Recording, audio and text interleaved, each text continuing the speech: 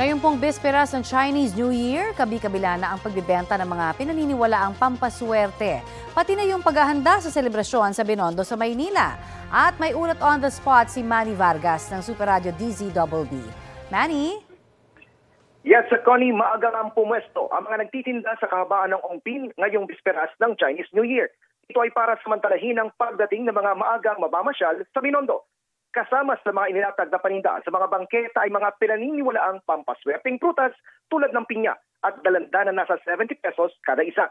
Gayun din ang mga pampaswerte umanong mga bracelet na nasa 100 hanggang 150 pesos bawat isa, mga lucky coin na tig 50 pesos ang isa at ang mga kumakaway na pusa na 150 pesos pataas depende sa laki.